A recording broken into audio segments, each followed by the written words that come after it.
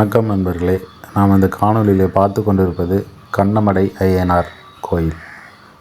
இந்த கோயில் எங்கே அமைந்திருக்குதுன்னா, திருவண்ணாமலையிலிருந்து கரெக்டாக ஒரு 10 கிலோமீட்டர் அந்த தொலைவில் அமைந்திருக்கு. இந்த 10 கிலோமீட்டர் தொலைவில் பார்த்திங்கன்னா இடது பக்கம் ஒரு ஆர்ச் இருக்கும். அந்த ஆர்ச்சுக்குள்ளே போனீங்கன்னா ஒரு 300 மீட்டர்லேயே இந்த கோயில் இருக்குது. மிகவும் அமைதியான ஒரு சூழ்நிலை அமைந்திருக்கு. ஒரு காட்டுப்பகுதி தான். கோயிலோட இடது பக்கம் பார்த்திங்கன்னா ஒரு ஓடையும் இருக்குது. கோயிலில் ஒரு பெரிய குளமும் இருக்குது. இந்த கோயிலில் அதிகபட்சமாக பார்த்திங்கன்னா குதிரை சிலைகள் தான் ரொம்ப அதிகமாக இருக்குது. ஆனால் வித்தியாசமாக பார்த்திங்கன்னா மற்ற எந்த கோயில் இல்லாத அளவுக்கு இதில் யானை சிலையும் அது கொஞ்சம் அதிகமாக இருக்குது. 2 யானைகள் கல்லாலே செய்திருக்காங்க. மிகவும் அழகாக நேர்த்தியாக இருக்குது. அதே மாதிரி இதில் ஐயனார் சிலை கல்லால் செதுக்கப்பட்டு இருக்குது. நான் இது வரைக்கும் எங்கேயும் அந்த மாதிரி பார்த்ததில்ல. மிகவும் பழமையான ஐயனார் சிலை மாதிரி தெரியுது. அதாவது இந்த வீரபத்ர ஆஞ்சநேயர்லாம் ஒரு கல்லுலேயே செதுக்கி வச்சுருப்பாங்கள்ல, அந்த மாதிரி இருக்குது. ரொம்ப அமைதியான இடம். மரங்கள் மிகவும் சூழ்ந்து இயற்கையில் கொஞ்சுகிறது. நிழல் ரொம்ப அடர்த்தியாக இருக்கிறதால எந்த வெயிலும் இந்த இடத்த ஒன்றும் தாக்காதுன்னு நினைக்கிறேன். அந்தளவுக்கு வெயில் காலத்துலேயும் இது ரொம்ப நம்மளுக்கு நிழல் இருக்கிற இடமா இருக்கும். இந்த கோயிலில் பார்த்திங்கன்னா பழைய குதிரை சிற்பங்கள் 2 இருக்கிறது. அது மிகவும் கலைநுட்பமாக இருக்குது. இந்த கோயிலில் சுற்றி நிறைய குரங்குகள் இருக்கிறது. காட்டுப்பகுதிங்கிறதால ரொம்ப குரங்குகளோட ஆதிக்கம் அதிகமாக இருக்குது. நீங்கள் வந்தீங்கன்னா உங்களோட பொருளை பாதுகாப்பாக வச்சுங்க. வண்டியில் எது வச்சாலும் விட மாட்டேது, எல்லாத்தையும் எடுத்து போட்டு நாசம் பண்ணிடுது. இந்த ஊர் அமைந்திருக்கிற இடம் பார்த்திங்கன்னா கொன்னமடை, அதாவது காட்டம்புண்டி ஊராட்சியில் இருக்குது. இது கொன்னமரங்கள் நிறையா இருந்ததால் கொன்னமடை பேர் வந்திருக்குன்னு நினைக்கிறேன். அதனால தான் இது கொன்னமடை ஐயனார் என்று அழைக்கப்பட்டதுன்னு சொல்கிறாங்க.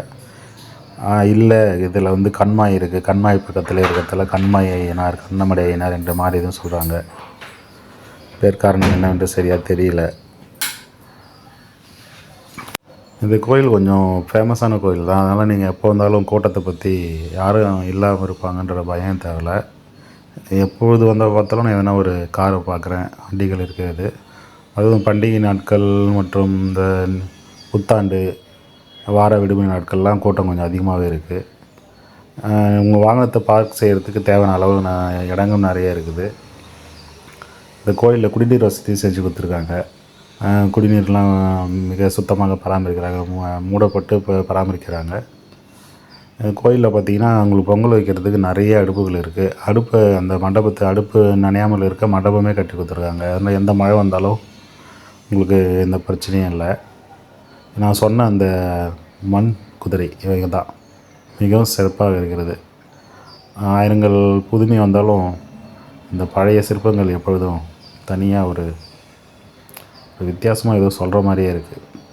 இந்த கோயிலில் இந்த ஒரு மரத்தில் நிறைய வேண்டுதலுக்கான செஞ்சு ஏதோ துணியெல்லாம் கட்டியிருக்காங்க. அதை பற்றி எனக்கு என்னன்னு கரெக்டாக தெரியல. இப்போ நீங்கள் அந்த கோயிலில் இருக்கிற சிற்பத்தை தான் பார்த்துட்டு இருக்கீங்க. அந்த மாதிரி நிறைய சிற்பங்கள் இருக்குது. இந்த கோயிலை சுற்றி நிறைய குரங்குகள் இருக்குது. ரொம்ப அட்டகாசம் பண்ணுது. கோயிலில் பக்தர்கள் தங்கிறதுக்கான மண்டபங்கள் 2 இருக்கிறது. புதுசாக வேறு இன்னொரு மண்டபம் கட்டி கொண்டு இருக்கிறார்கள். அதனால் மழை வெயில் எதை பற்றி பிரச்சனை கவலைப்பட தேவையில்லை. எந்த நேரத்தில் இங்கே நம்ம நேரத்தை செலவழிக்கிறது ரொம்ப உபயோகரமாக இருக்குது இடங்கள்லாம். நான் சின்ன வயசில் ஐயனார் சிலையை பார்த்தாலே ரொம்ப பயப்படுவேன். அதுவும் இல்லாமல் அந்த மாதிரி ஐயனார் சிலைகள்லாம் பெரும்பாலும் காட்டுப்பகுதி, ஒரு ஊருக்கு வெளியே அந்த மாதிரி இடத்துல தான் இருக்கும். அதனால் அமைதியாக இருக்கிற இடத்துல அந்த இடத்துல சிலையை பார்த்தாலே சிறு வயதில் மிகப்பெரிய பயம். யாருக்கு பயம் என்றால் ஆளுக்கள் கூட இருக்கும் போதே பயம் இருக்கும். அந்த அளவுக்கு ஒரு பயம் இருந்தது. ஆனால் இப்போ இந்த மாதிரி இடத்தெல்லாம் போய் பார்க்கும்போது மனசு ரொம்ப அமைதியாக இருக்குது. இந்த மாதிரி இடத்துல தான் போய் நம்ம அமைதியாக இருக்கணும்னு தோணுது. அந்த மாதிரி ஒரு இயற்கையில் உள்ள இடம். நீங்கள் மணலூர்பேட்டை வழியாக கண்டிப்பாக போனீங்கன்னா மெயின் ரோட்லேருந்து 300 மீட்டரில் தான் இருக்குது. கண்டிப்பாக அந்த கோயிலை ஒரு தாட்டி சென்று பாருங்கள். ரொம்ப அமைதியான இடம். மனதுக்கு ரொம்ப நிறைவாக இருக்கும். ரொம்ப நேரம் இப்போ மெயின் ரோட்லேருந்து போகவும் தேவையில்ல, இப்போ ஜஸ்ட் ஒரு 300 மீட்டர்லேயே தான் இருக்குது. கண்டிப்பாக அந்த பக்கம் போனீங்கன்னா அந்த கோயிலை பார்த்துட்டு வாங்க, மிக சிறப்பாக இருக்குது.